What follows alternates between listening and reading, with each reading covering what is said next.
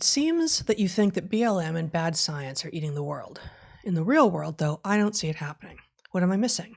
You can't pay the rent with your race or sex. Isn't reality unmovable? So that's, I think that's a coherent set of things, although the individual thoughts there seem to be going all over the place a little bit. But I think the basic question is, in my world, the person asking the question, I'm not seeing the effects of Black Lives Matter or of bad science on my lifestyle, on my career, on anything. I would say that you're lucky, and that many people are, and that whether or not you can see it yet doesn't mean that it's not having the effects that those of us who are seeing it say it does. I feel like you're objecting. No, I agree. Right. I think I'm having a little trouble imagining how you could miss the hazard of it, given what Okay. it is demanding. Miss the hazard, you said? Right. I mean, for one thing, I mean, if it was a totally fringe thing, right. right, and it really was a couple of yahoos, and the mainstream media was actually blowing it out of proportion instead of completely minimizing it, right? Then, yeah, they could be doing exactly the same thing, and if it was 5 people, in a handful of cities, then why are we talking about it so much? Sure. But, we could, and many did, do the same thing with, the deplatforming that was going on college campuses. And the point was, how serious actually is this? And the answer is it's really goddamn serious. And you can now see that because it's driving murder rates up inside of major cities that are run by Democratic administrations, right? So, if death is bad and murder tends to kill people, then it would seem that this is a serious issue because lots of people are no longer walking the earth who presumably would have been, but for this this tantrum. Yeah, but the last question, excuse me, isn't reality unmovable? Yes, certainly one of the central tenets at the core of what we're talking about is that there is an objective reality out there, whether or not we will ever actually get to it. But the scientific method allows us to sort of approach it as an asymptote, and we never know. We only occasionally will know under certain circumstances how close we actually are to the objective reality that's out there. That said, there is a lot about the human experience that is not directly reflective of the objective reality. And so given that for instance, schools of education, at least in the United States, are pretty well captured by this kind of thinking, and the graduates of those schools will be going out and becoming K-12 teachers, for instance, primary and secondary school teachers. What will it do to a whole generation or whole generations of children's minds who grow up thinking patently untrue things and with no skills in their back pockets with which to determine whether or not what they're saying or thinking is actually reflective of reality? And so, from there, it's a hop, skip, and a jump to we have engineering schools that are encouraging, I don't know if there's actually queering of engineering, but, there's... It's not a bad rhyme. Yeah.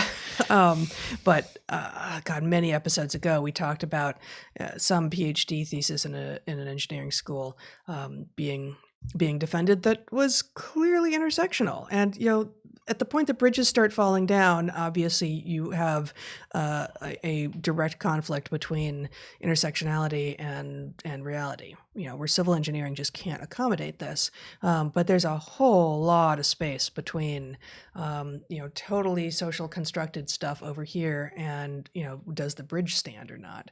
And the vast majority of where most of us spend our time is in some place, hopefully a little bit closer to does the bridge stand or not, but there's still enough interpretation by people of what it means that whether or not their beliefs reflect reality or not actually really does matter. I also flatly disagree that you can't pay the rent with your race or sex. This is at this point this can. Is clearly one of the most actionable items on the demand list. Is they're going to create positions where ostensibly the purpose of the position is to figure out what to do about diversity, equity, and inclusion problems. But of course, the position can only be inhabited by somebody who meets the criteria. And so this is a way of skirting the normal process by declaring something necessary, which then Has installs particular demographic requirements associated with it. right. And we're now seeing this in with boardroom requirements and all sorts of things. So yes, And whole divisions of colleges. I don't know about a majority, a large number and a growing number of colleges and universities, at least in the U.S., have not just sort of departments dedicated to equity and inclusion, but whole divisions of the college. And indeed, this is not the time and place. I'd have to go back and look at the various numbers. But one of the things that happened at Evergreen was exactly the downgrading of academics as one of originally 4 divisions of the college. Yes, academics was only one of 4, but the other 3 were reasonable. There was basically student affairs, which is everything to do with housing and food and clubs and healthcare and all of this, and there was basically finance and administration, all the running of the college that included things like the physical plant. And then there was, I don't remember the names of them, but effectively outreach, PR, right? Which, looked to alums and looked to the public and looked outside for, how it is that you get money that's not coming from the state. So academics, of course, is what the core of a college or university is. or should be. Should be, but even in its original formulation at Evergreen, which is just the system we know best, it was only one of 4.